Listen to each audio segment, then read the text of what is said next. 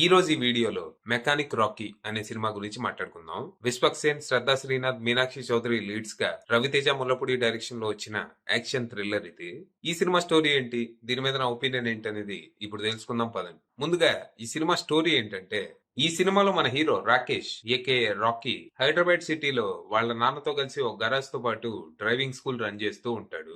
మనోడికి పెద్దగా చదువు అవ్వకపోవడంతో వాళ్ళ నాన్న తనని తీసుకొచ్చి గరాజ్ లో పడేసి కార్లు రిపేర్ చేసుకోమంటాడు. అలా కార్లు రిపేర్ చేసుకుంటూ మధ్యలో డ్రైవింగ్ లెసన్స్ ఇస్తూ ఉంటాడు. ఈ టైంలో పొలిటికల్ బ్రోకర్ అయిన రంకిరెడ్డి కన్ను వీళ్ళ గరాజ్ మీద పడుతుంది. బెదిరించైనా భయపెట్టైనా దాన్ని లాక్కోవాలని ప్రయత్నిస్తూ ఉంటాడు. అయితే మన రాకీకి నోటి దూలతో పాటు చేతి దూల కూడా ఎక్కువే. కూర్చొని మాట్లాడుకుంటే అయిపోయేదానికి రంకిరెడ్డితో గొడవ పెట్టుకుని ఇష్యూని పెద్దది చేస్తాడు. దీంతో రంకిరెడ్డి తన పొలిటికల్ ఇన్ఫ్లుయెన్స్ వాడి రాకీని కార్నర్ చేసి గరాజ్ మూసేసే పరిస్థితికి తీసుకొస్తాడు. ఈ టైంలో తన దగ్గరికి మాయా అనే అమ్మాయి డ్రైవింగ్ లెసన్స్ కోసం వస్తది. మనోడి ప్రాబ్లం గురించి తెలుసుకున్న మాయ రాకీకి ఎలాగైనా హెల్ప్ చేయాలని ట్రై చేస్తుంది. కానీ ఆ ప్రయత్నంలో రాకీతో పాటు మాయా కూడా ఒక పెద్ద ప్రాబ్లం లో ఇరుక్కుపోతుంది. మరి తర్వాత ఏం జరిగింది? ఈ మాయ ఎవరు? పెద్దగా పరిచయం లేని రాకీకి తను ఎందుకు హెల్ప్ చేసింది?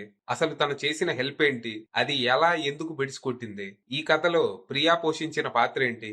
చివరికి రాకీ ఈ ప్రాబ్లమ్స్ ని ఎలా సాల్వ్ చేశాడనేది మీరు సినిమా చూసి తెలుసుకోవాలి. ఇక ఈ సినిమా పర్లేదు, డీసెంట్ ఉంది. యాక్చువల్ గా ఈ సినిమా ట్రైలర్స్ మనల్ని హెవీగా మిస్లీడ్ చేసాయి. ఇదేదో మాస్ మసాలా యాక్షన్ ఎంటర్టైనర్ అని ఎక్స్పెక్ట్ చేసి థియేటర్ కి వెళ్తే ఇది కాస్త థ్రిల్లర్ జానర్ సినిమా అయింది. ఫస్ట్ హాఫ్ ఏదో రొమాంటిక్ యాక్షన్ ఎంటర్టైనర్ లా సాగి సెకండ్ హాఫ్ థ్రిల్లర్ జానర్ లోకి మారిపోద్ది. ఈ సినిమా ఫస్ట్ హాఫ్ ఫక్త్ కమర్షియల్ ఎంటర్టైనర్ లానే ఉంటది. మాస్ ఎలివేషన్లు, ఫైట్లు, పాటలు, ట్రయాంగిల్ లవ్ స్టోరీ, కామెడీ ఇలా అన్ని సమపాళ్లలో ఉంటాయి. రొటీన్ స్క్రీన్ ప్లేన్ అయినా సినిమా అలా అలా సాగిపోద్ది. ఇక ఇంటర్వెల్ ట్విస్ట్ సెకండ్ హాఫ్ మీద ఆసక్తి పెంచుతుంది. సినిమాలో అసలు కథ ఏంటనేది మనకి ఇక్కడే తెలుస్తుంది. డార్లింగ్ సినిమా లెవెల్ ట్విస్ట్ ఒకటి ఇస్తారు ఇక్కడ. అయితే సడన్ గా జానర్ చేంజ్ అవటం కొంచెం ఇబ్బందిగానే అనిపిస్తది. ఫస్ట్ హాఫ్ లో ఏమైనా హింట్స్ ఇచ్చుంటే బాగుండేది, కానీ అలా చేయలేదు. సెకండ్ హాఫ్ ఏదో రేసీ స్క్రీన్ ప్లే తో సాగుతున్నట్టు అనిపించినా ఇక్కడ వచ్చే ట్విస్ట్లన్నీ చాలా ప్రెడిక్టబుల్ గా ఉంటాయి. దాంతో సినిమా టైం పాస్ అనిపిస్తుంది తప్పితే అబ్బా థ్రిల్లర్ అని అయితే అనిపించదు. మొత్తంగా సినిమా అయ్యాక ఓకే, చెప్పిన పాయింట్ బాగుంది, ఓ message oriented movie with heavy commercial elements, పర్లేదు అనుకుంటూ థియేటర్ నుంచి బయటకు వచ్చాను.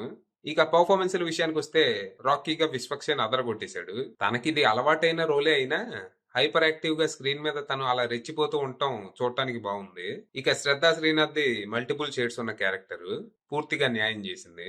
ఇక మీనాక్షి చౌదరికి కూడా పర్లేదు, మంచి రోలే పడింది, తను బానే చేసింది. ఇక సినిమాలో మిగిలిన ఆర్టిస్టులంతా ఎవరి క్యారెక్టర్ తగ్గట్టు వాళ్ళు బానే చేశారు. ఇక సినిమాటోగ్రఫీ, ప్రొడక్షన్ వాల్యూస్ బాగుండగా జేక్స్ బిజోయ్ అందించిన పాటలు, బ్యాక్గ్రౌండ్స్ కూడా పర్లేదు అనిపిస్తాయి. ఇక రైటర్ డైరెక్టర్ రవితేజ ముల్లపూడి విషయానికి వస్తే తన పనితనం పర్లేదు. యాక్చువల్ గా ఈ కథకి ఇన్ని కమర్షియల్ ఎలిమెంట్స్ అవసరం లేదు, కానీ రిస్క్ ఎందుకులే అని సేఫ్ గేమ్ ఆడాడు. అది పూర్తిగా అయితే వర్కౌట్ కాలేదు, కానీ డీసెంట్ అనిపిస్తుంది. ఫైనల్ గా చెప్పేది ఏంటంటే టైం పాస్ రాకీ. పెద్దగా ఎక్స్పెక్టేషన్స్ ఏమీ పెట్టుకోకుండా వెళ్తే సినిమా చాలా వరకు సాటిస్ఫై చేసే అవకాశం ఉంది. అది విషయం.